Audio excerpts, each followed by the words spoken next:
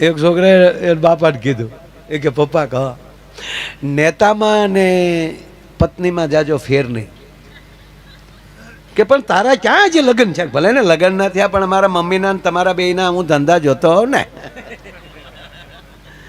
નેતામાં સ્ત્રીમાં જાજો ફેર નહીં.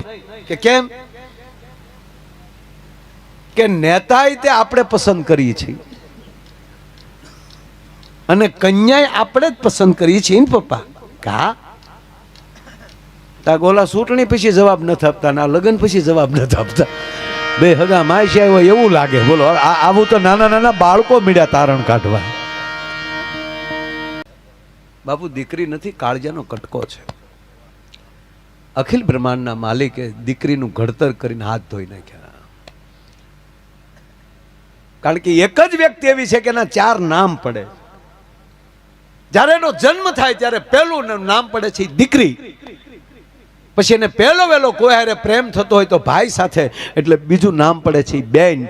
અને એ જ બેન જ્યારે એમ કહેવાય 18-22 વર્ષની થઈ જાય અને 4 ફેરા ફરી પાર્કે ઘરે વહી જાય ત્યારે એનું ત્રીજું નામ પડે છે વહુ. અને એ જ જગદંબાની કૃપા થાય અને એ દીકરી દીકરાનો જન્મ આપે અને ત્યારે એનું ચોથું નામ પડે છે એ છે માં.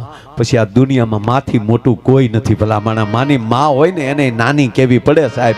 એ દીકરીનું પાત્ર છે, જેવું તેવું પાત્ર નથી. પણ સંસ્કારને ખોલ્ડ આજ સમય 21મી સદીમાં આવા મહાપુરુષોના સાનિધ્યમાં જે પરિવાર રહેજો મારા બાપ, એ જ પરિવારમાં આનંદ મળશે. તમારી પાસે સંપત્તિ ગમે એટલી છે પણ સંતતિ એટલે સંતાનોની અંદર સંસ્કાર નહીં હોય તો તમારું બધું એલે જાય.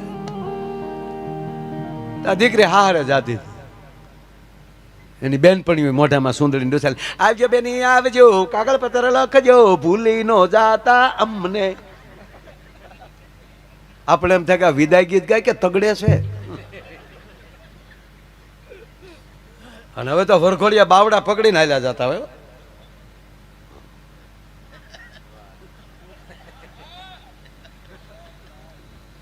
આપણે એમ થયું કે જેસીબી નું બાવડું રહી ગયું. શું જોયું?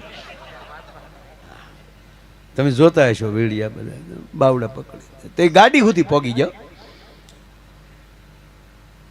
એના મમ્મી રડે, એના દાદીમાં રડે, બેનપણીઓ રડે, પપ્પા રડે, કાકા રડે, ભાઈ તો ભાંગરોટા નાખે. આ નહોતી રડતી બોલો. એ બધા આમ કતરાતે કતરાતે હાલી જતી.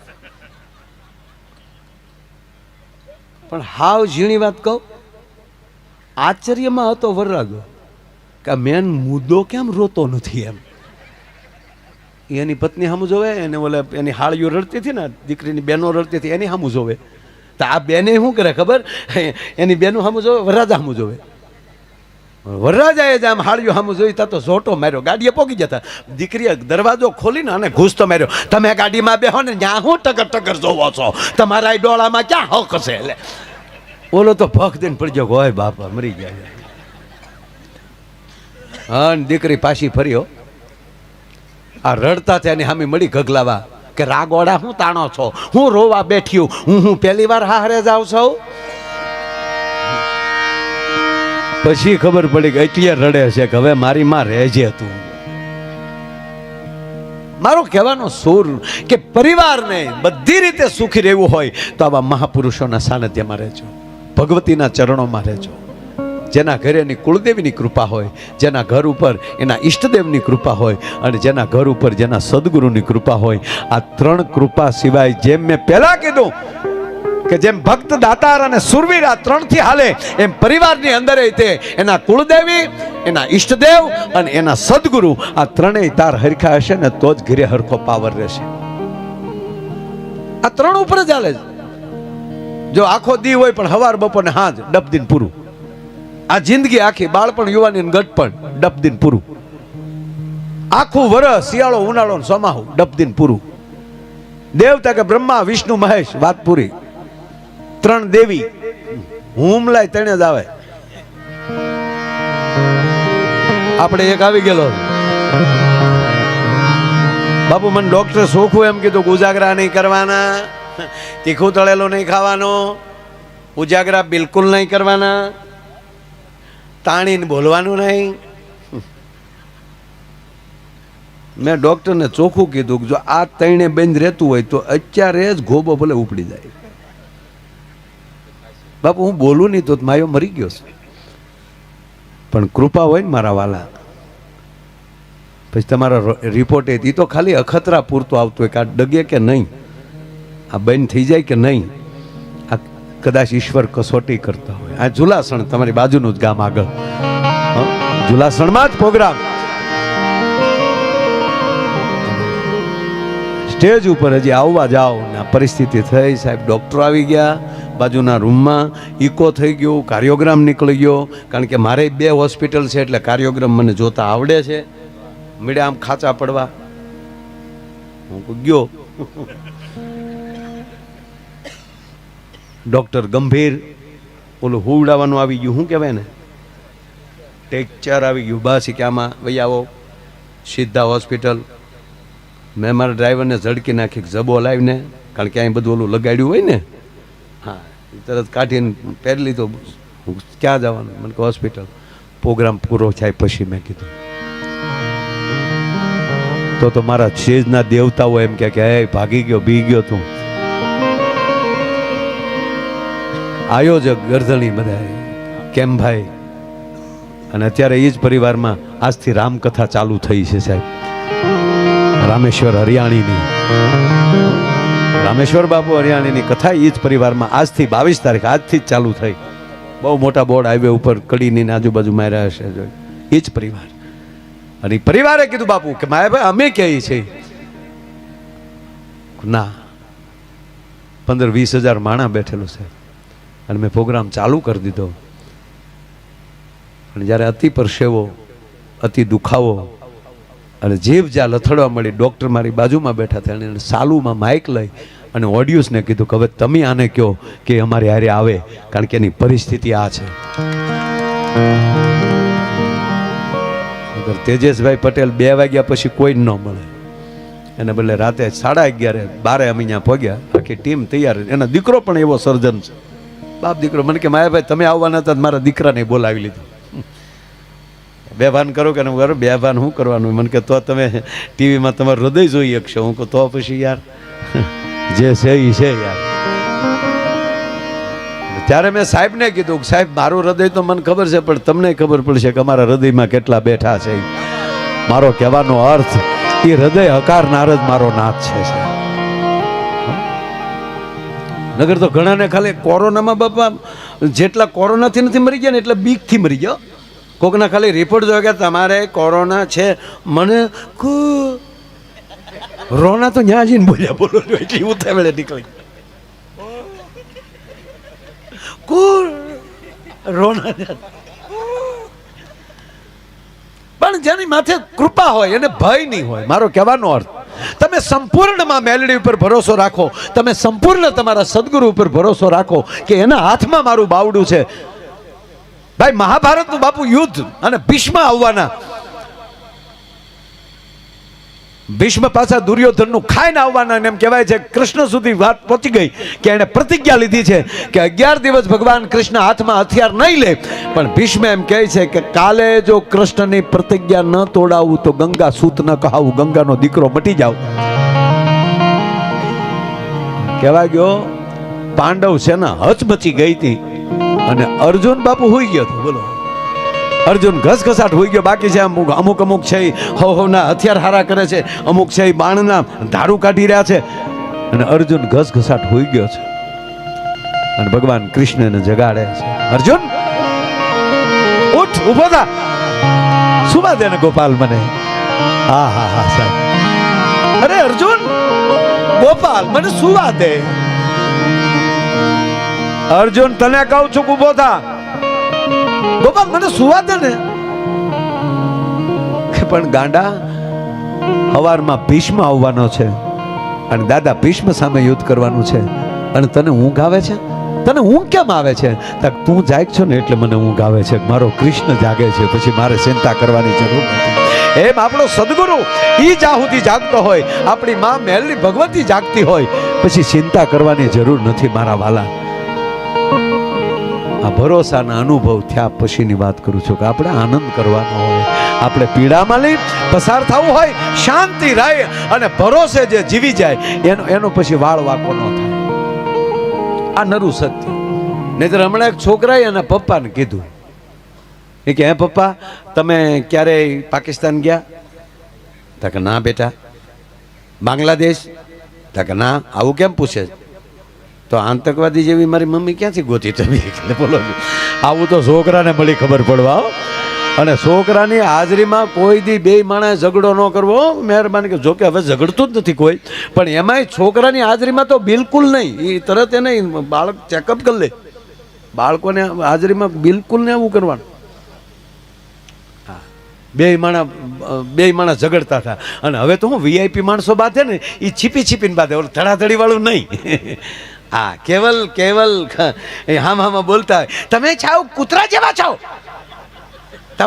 ઓલી કે ઓલો ભાઈ એમ કે તું પણ કૂતરી જ છે ને? નહીં, તમે કૂતરા જેવા છો. નહીં, તું પણ કૂતરી છે.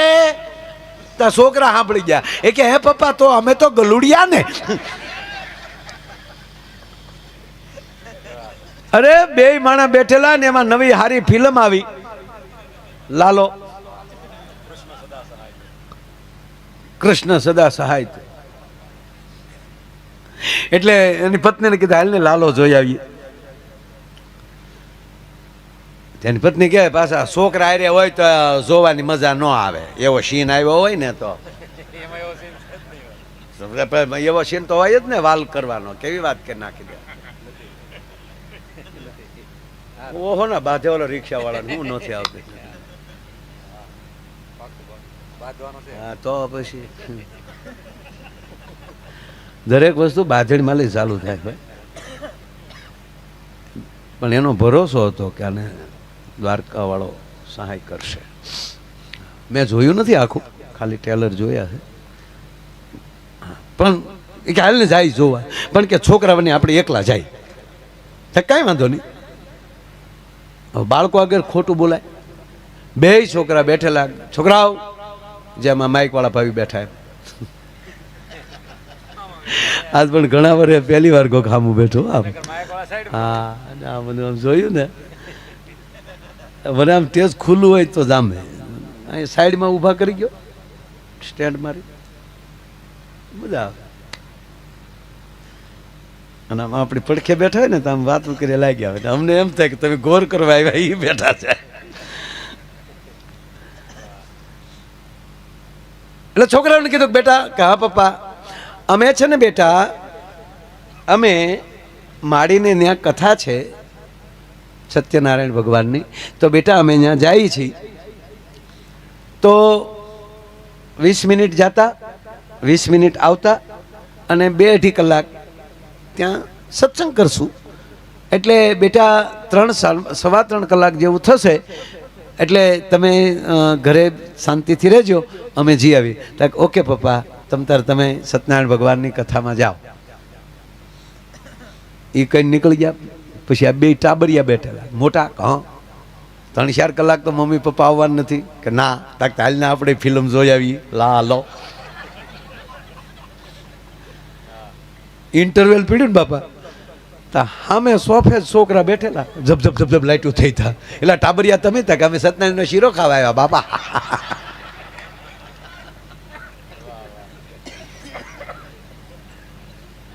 ત્રણ તારથી દુનિયા હાલે છે. કા ભક્ત એ માં કાવા ભક્તને જન્મ આપજે.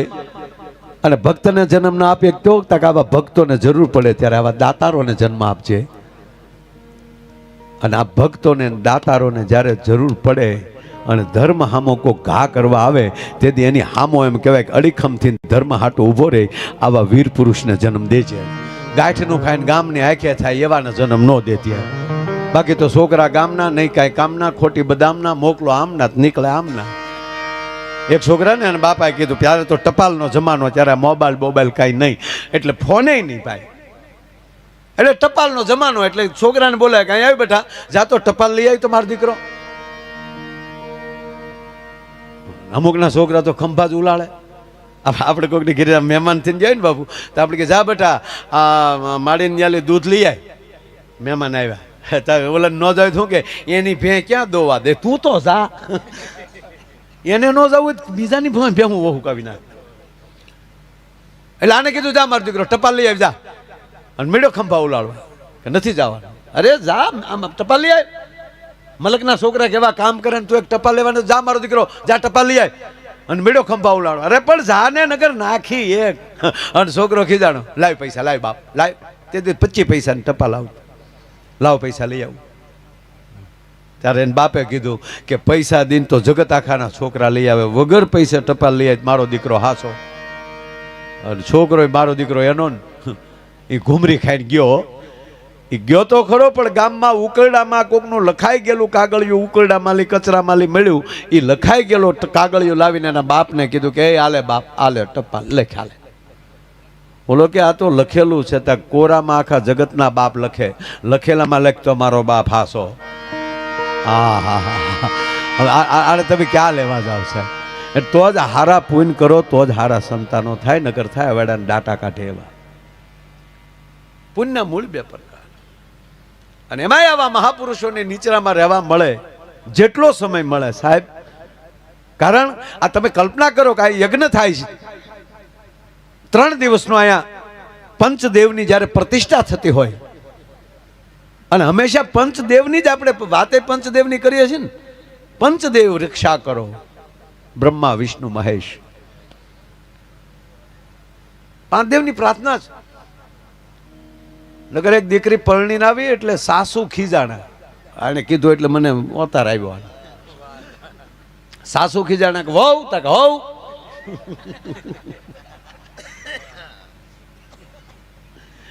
અરે નરસિંહ બાબુ, એક જગ્યાએ જે વહુ જે પરણીને આવ્યા ને, ત્યાં અત્યારના સમય પ્રમાણે અત્યારે તો હવે લાજુનું વયું ગયું હાવ.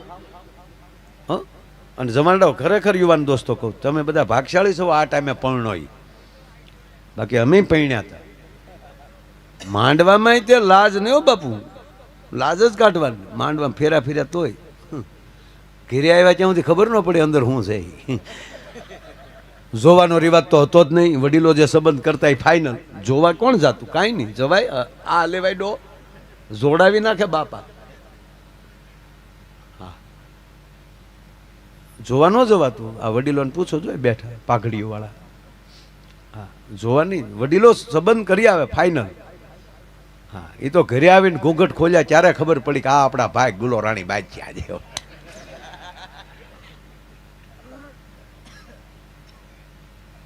એટલે એ નવી નવી વહુ આવી ને ઉઘાડા મોઢે ફળિયામાં આટા મારતી હતી ને સાસુ ખીજાણા.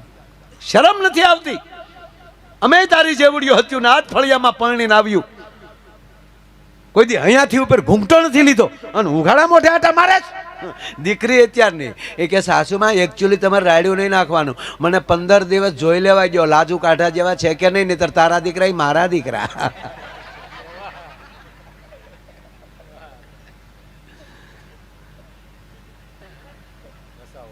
અને ખરેખર આડે કીધું એમ જ અત્યારના સેન્ડવીચ થઈ ગયા આપણે. હા, કારણ કે એ જે આપણા ઘરના આવ્યા ત્યારે તો સાસુમાં કેમ કરવાનું ત્યારે કહેતા એમ જ થયું, અને હવે વહુ કેમ કરવાનું.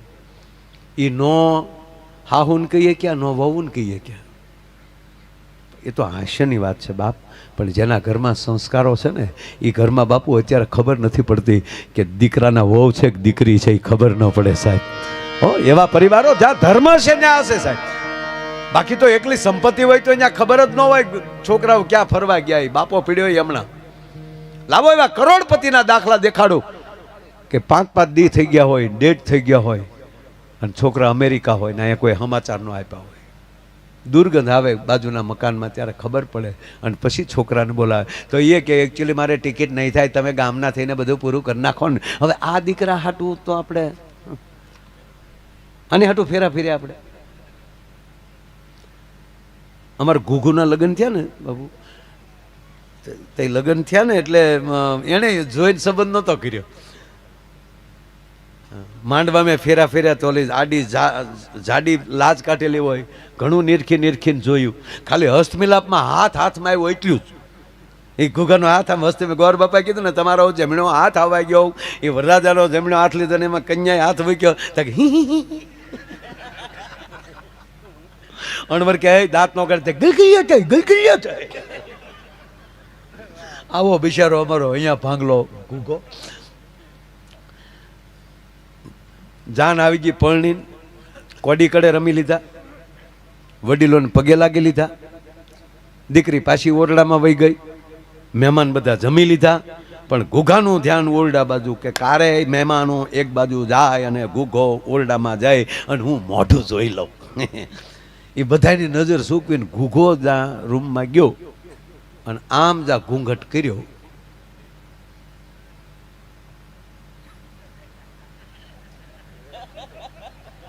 હું પીડ્યો ને એ પડી ગયો. દરહણ કર્યા તો ડુંગળીને દાણા જેવડું માથું, કાનકડિયા જેવા કાન, લીંબુ જેવડો અંબોડો, અખરૂટ જેવું નાક, ડાળિયાના દાણા જેવી આંખ્યું, વિહક ભેહું ભેગ્યું કરો જે વાન થાય એવો વાન. એમાં જડ વજડ ઘૂઘામાં દાંત કાઢ્યા. તા તો ઘૂઘો પડી ગયો, ઓય બાપા આને હાટું ડીજે વગાડ્યા. પછી કાયદો આવ્યો કે ડીજે નાય.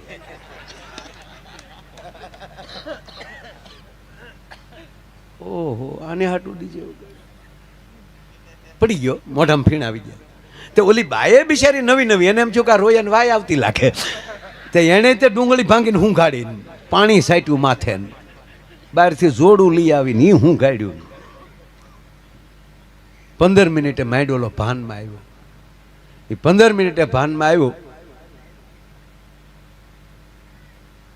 ત્યારે ઓલી બેન એટલું, એની પત્ની એટલું બોલી, હા આમ શું કરો, હજી હું પરડીને હાલી આવું. કાલ સવારે હું હેલ લઈને પાણી ભરવા નીકળું તો કઈ કઈ ડેલીએ મારે લાજ કાઢવી એ તો મને કહો. ત્યારે અમારો ઘૂઘો બોલ્યો કે ઊભી બજાડે ઉઘાડા મોઢે વહી જાય છે, આમાં કોણ ભડનો દીકરો તારી હામો મીટ માંડે એમ છે. અને રહી વાત લાજની, તારે મને જીવવા દેવે તો મારી એકની લાજ કાઢીએ.